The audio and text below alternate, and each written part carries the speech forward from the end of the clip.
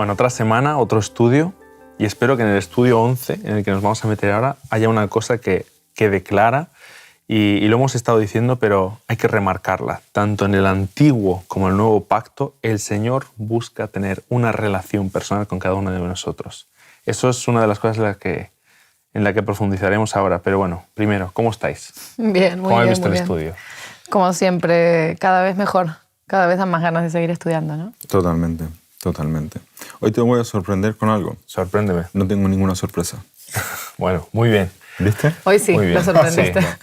Está muy bueno el tema. Me he preparado ahí Hebreos 10, me encanta. Claro, es Lo que tocaremos. este tema se puede tocar desde varios puntos, ¿no? Sí, Por sí, un lado sí, está sí. el tema de Hebreos, por otro lado está el tema del santuario, e incluso me atrevo a lanzarme y decir que en Corintios, quizás saca un poco de contexto, pero decir, oye, vosotros sois templo del Espíritu Santo, ¿no? 1 Corintios 3:16. Y estamos hablando un poco de eso, ¿no? El santuario. Y no es que el santuario ahora cobre un nuevo sentido, porque todo lo que Jesús hace, todo el plan de salvación ya está en el santuario, ya estaba en el santuario. Pero sí que ahora lo vemos, en vez de como una sombra, como algo mucho más nítido, ¿no? Empezamos a tener detalles. Y habíamos hablado de esa ilustración de la caseta de campaña. Lo importante era con quién estabas teniendo esa experiencia, no los elementos en sí, ¿no? Ahora ya 6 estudios, ¿eh? Sí, por ahí hace ya tiempo. me acuerdo, pero...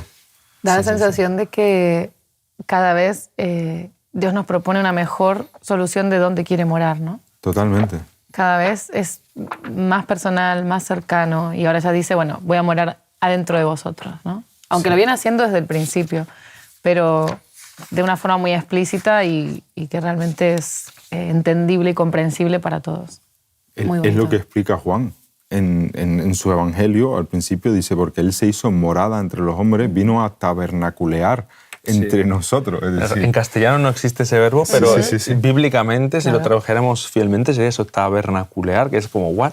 Suena un poco raro, ¿no? Acampar entre Y nosotros. es que la escuela sabática me encanta que empiece con este texto de Levítico 26, 11 y 12, porque justamente estamos en el Antiguo Testamento, estamos ante el tabernáculo, estamos ante el pueblo conociendo el plan de Dios para ellos, y dice que pondré, en el versículo 11, pondré mi morada en medio de vosotros. Me encanta. El pueblo alrededor y Dios en medio. Casi como pensemos, tú hablabas de la tienda de campaña, en un campamento, en una fogata, que eso es siempre precioso, y la gente alrededor, ¿no? Tiene frío, se Momento calienta. idílico. Momento idílico. Y mi alma no os... y mi alma no os abominará, y andaré entre vosotros, y yo seré vuestro Dios, y vosotros seréis mi pueblo. Qué bonito. Dios quiere ser nuestro Dios, Dios quiere estar con nosotros, y nosotros querríamos o deberíamos querer ser su pueblo, ¿no? Aunque no siempre es tan fácil, ¿no? No siempre lo conseguimos. Bueno, ahí hay un elemento común a los seres humanos que sabemos que es nuestro egoísmo, nuestro orgullo, y que es el que intenta impedir eso, pero creo que es Lutero el que dice que cuando se mira a sí mismo ve que es muy difícil salvarse, pero cuando mira a Jesús ve que lo difícil es perderse, ¿no? Qué bonito, Entonces sí. realmente según a dónde miramos, esa carrera puede ser fácil o difícil. Totalmente. Y hay un contraste, ¿no? Con Éxodo 25:8, donde también repite la idea que tú acabas de decir, el tema de hagan un santuario para mí, para que yo habite entre ellos. Tenemos ese juego de palabras, ¿no? Morar entre, andar con, aceptación, que es lo que tú dices, no os aborreceré, pone aquí. Luego el Levítico 26:12 al final, me encanta como dice, ¿no? Yo vuestro, vosotros míos. Lo que Qué bonito. Es difícil perderse mirando a Jesús sabiendo que somos de Él. Una cosa que estoy ahora asociando a esto, ¿no? Igual que ahora también en la pandemia nos sucedió, que quizás dependíamos mucho de la espiritualidad referente a nuestro templo, a nuestras iglesias, y ahora nos hemos quedado sin iglesia y cada hogar tiene que ser una iglesia, ¿no? Sin templo. Exactamente. Sin templo. O sea, Con como iglesia. que realmente... Vale, sí, perdón, tecnicismos. Perdóname. Pero bueno, para la gente que dice, el sábado voy a la iglesia, ¿no? El sábado íbamos al templo, exactamente como decís. Sí. Y de repente nos quedamos sin eso porque las iglesias, los templos cierran Claro. Y entonces me doy cuenta que dónde estaba puesta mi seguridad, dónde estaba puesta ese alimento, ¿no? Y de repente es como que todas las casas, todos los hogares tuvieron que empezar a asumir ese papel, que era un papel que teníamos ya, pero asumir que nuestra espiritualidad dependía de nosotros y que en nuestras 4 paredes tenía que haber un templo que acogiera la presencia de Dios, ¿no? Disculpa ahí No, me parece perfecto, me parece perfecto. Nos pasa rápido, ¿no? Que asociamos iglesia Sí. únicamente, exclusivamente a lo que es el edificio. Sí. De hecho, me he dado cuenta que, porque por lo menos en el contexto en el que hemos estado teniendo que reabrir y cerrar el templo varias veces. Y yo siempre trato de decirlo bien, siempre templo. Hemos reabierto el templo. Oye, vamos a cerrar el templo por las restricciones que hay. Y la gente dice, no, está cerrada la iglesia. No, la iglesia no está cerrada. Claro que no. La iglesia no está cerrada. Y esto es meternos un poco en eclesiología, ¿no? Pero es que la iglesia es lo que tú haces por lo demás. Es el ministerio que tú tienes desarrollado en comunidad. Y son 2 o 3 en mi nombre, dice Dios. Claro. 2 o 3 en mi nombre. Iglesia 24/7. Qué bueno. Accesible siempre. Eso es un libro, que lo sepas. Hay un libro que se llama ¿Sí? así, muy interesante. Sí. Qué bueno. Y con esto que has mencionado de donde estén 2 o 3 en mi nombre, no sé si lo sabéis, esto es un detalle, y volvemos a la escuela sabática, al tema que ya presenta Hebreos, porque sé que te quieres meter en Hebreos. Y los judíos, para montar una sinagoga, para organizarla, debían ser mínimo 10. Tenían que ser 10 o más. Claro, y Jesús rompe con eso y dice, no. Donde están 2 o 3 en mi nombre, yo estoy ahí con vosotros. Dios no necesita que seáis 10 varones mayores de edad según los judíos y, claro, súper legalistas para montar una sinagoga, para poder tener un sitio donde conocerme, donde leer la Torá, donde... No, 2 o 3 en mi nombre, ¿no? Qué bonito. Yo en ese sentido, Cristian, siempre lo he visto así, que cuando nos congregamos en sábado, somos una reunión de muchas pequeñas iglesias. Ojalá. Es decir, siempre lo he contemplado así. Es como para mí la experiencia del sábado, el congregarnos en el templo o en donde sea, en el campo, donde sea, porque tú habías comentado que se reunían en el campo. Sí. Es como un encuentro de muchas microiglesias, iglesias por familias, iglesias hogar, en las que luego compartes experiencia para la mutua edificación. Hemos tenido esta experiencia, hemos tenido aquella experiencia, mira lo que ha pasado, mira quién ha venido a nuestra iglesia.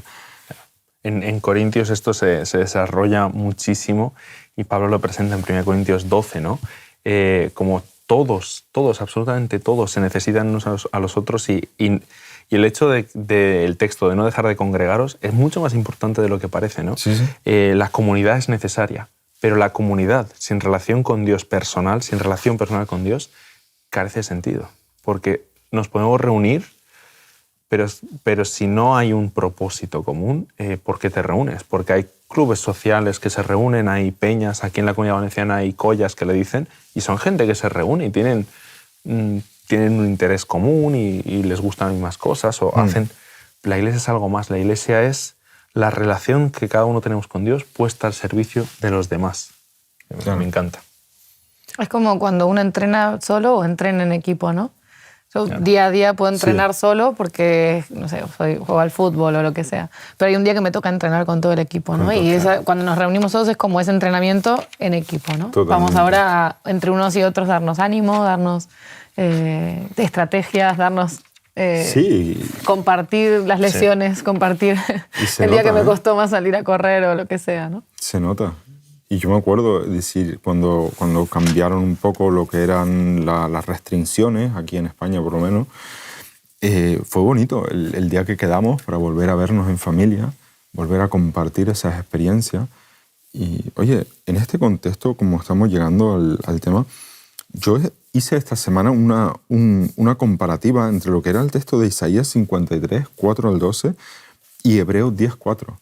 Habíamos hablado la semana pasada, os comenté así un poco de Hebreos 10, 4. Me encantaba ese texto, un texto que me ha llenado. Y fíjate, ¿no? La comparativa entre Isaías 53, 4 al 12, donde te dice en Isaías, ¿no? Ciertamente Él llevó nuestras enfermedades, Él sufrió nuestros dolores, etcétera, etcétera, etcétera.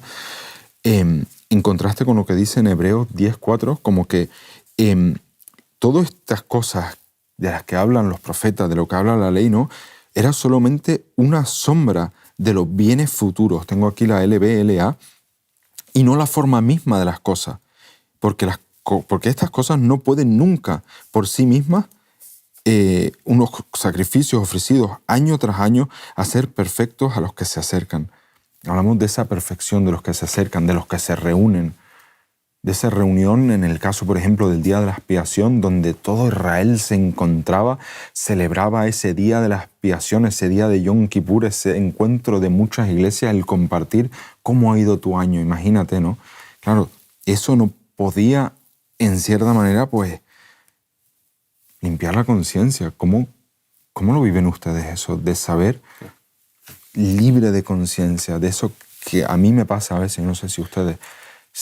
Me acuerdo el trimestre pasado, ya hace varios meses de esto, las cosas de Isaías y en este capítulo 53, que es muy controvertido entre los judíos, porque claro, está hablando del Mesías, pero cómo va a sufrir el Mesías. Y me acuerdo un detalle y lo comentábamos, no me acuerdo quién me lo comentó, la verdad, pero decía que, hablando con un judío, le dijo que era que la visión que los cristianos tienen de Jesús es inmoral.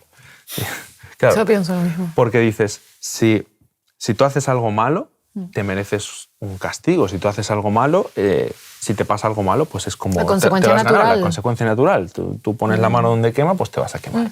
Dice, pero Jesús, el siervo sufriente, y si lo vemos más en el contexto de Isaías, en Isaías 52, viene un liberador, viene alguien y sufre. Y sufre y no se queja, es el capítulo 53, ¿no? Es el gran sustituto que empieza a sufrir, es el que sufre por otros. Y dice, ¿pero por qué tiene que sufrir por otros? Y dice, no tiene sentido. Y dice, Jesús, me encanta Jesús, pero ¿por qué va a sufrir por otros? En la escuela sabática es una pregunta que dice si la expiación es una transacción legal. Yo no sé no sé qué contestar a eso teológicamente, pero yo sé que es la injusticia más hermosa que conozco. Sí. O sea, es una injusticia, pero es la justicia más maravillosa del mundo porque es la que me da vida. Realmente, no sé si es legal, no legal, no sé qué sucede en el cielo ante las acusaciones del enemigo, sabemos que hay un juicio, sabemos algunos elementos, ¿no? Pero realmente es una injusticia muy grande, pero es la injusticia más maravillosa de la que me han hablado jamás. Claro, en ese contexto en el que estamos también, en el tema del santuario, del nuevo pacto, no entro en el debate de santuario literal, no literal, en el cielo, sí o no. La cuestión es, lo que está claro es que este problema que estamos teniendo no es algo que se soluciona rápidamente. Y yo siempre digo, no, se lo digo a mis hijos, para un problema complejo no hay soluciones sencillas ni rápidas.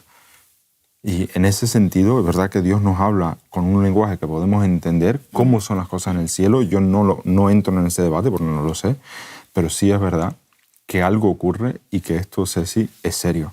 Hay una pregunta que más de una vez me han hecho, la verdad, y es ¿por qué necesariamente tiene que haber sangre para que haya perdón de pecados? ¿No? Es interesante. ¿Por qué tiene que morir alguien? ¿Por qué tiene que haber un sacrificio que en el Antiguo Testamento se hacía pues, con animales y en el Nuevo Testamento es Jesús que viene a cumplir ese pacto, ¿no? Volviendo al tema. Y es muy interesante y es que las elecciones que tú haces, los pecados que tú cometes, si los sigues perpetuando, te van a llevar a la muerte. Y para que no te lleven a la muerte, justamente Jesús dice, yo muero para que tú vivas, a pesar de que tus decisiones te están llevando a eso. Si lo pensamos, los mandamientos de Dios, las leyes que Él nos propone, la forma de vivir que Él nos propone, siempre para perpetuar la vida. Si nosotros vivimos según el plan de Dios, vamos a tener la mejor vida posible, vamos a tener en nuestra vida la mayor calidad de vida posible.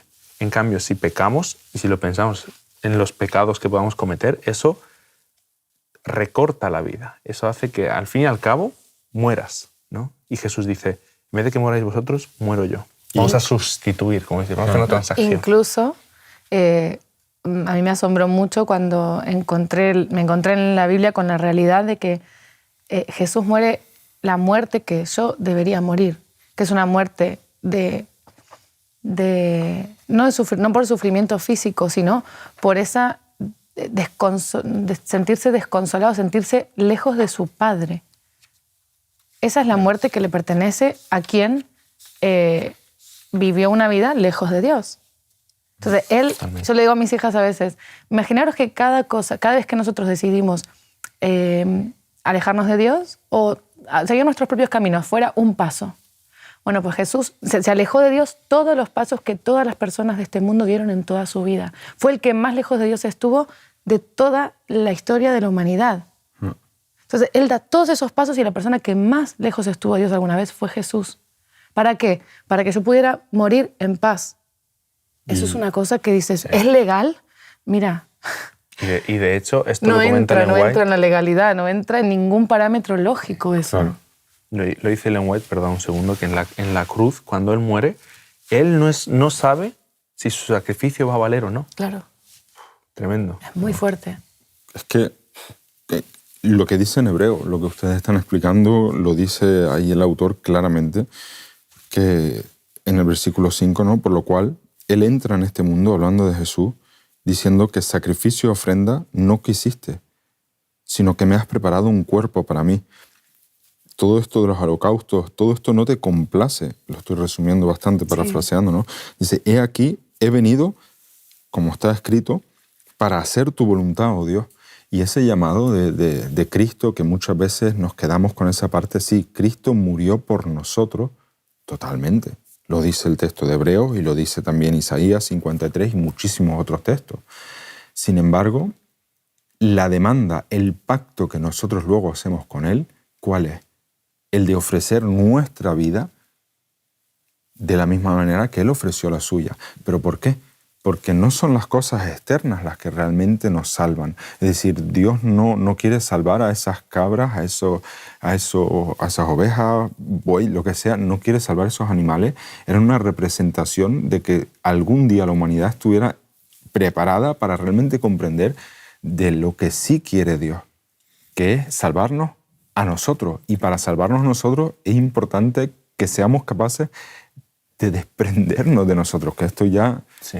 Esto que tú dices se ve claramente en el texto de Gálatas 1:4, que la lección también comenta, ¿no? Que hablando de Jesucristo dice que el cual se dio a sí mismo por nuestros pecados para librarnos del presente siglo malo, conforme a la voluntad de nuestro Dios y Padre. Nos podemos ir a ver a Juan y ver que la voluntad de Dios y la voluntad de Jesús es exactamente la misma, es la de salvarnos, ¿no? Y rescato de la escuela sabática una frase que me pareció increíble. Dice que cualquier teología que niegue la expiación mediante la sangre de Cristo niega el corazón y el alma del cristianismo. La cruz sin sangre no puede salvar a nadie. La cruz sin la muerte de Cristo, la cruz sin la vida que tuvo Cristo, no tiene sentido. Mirad, es verdad que venimos como en esa progresión y ahora parece que el santuario o los rituales ya no quedan obsoletos porque Jesús muere, sí, pero ¿cómo tenía que hacerse cada uno de esos rituales? Entendiendo el significado que tienen cada una de esas partes.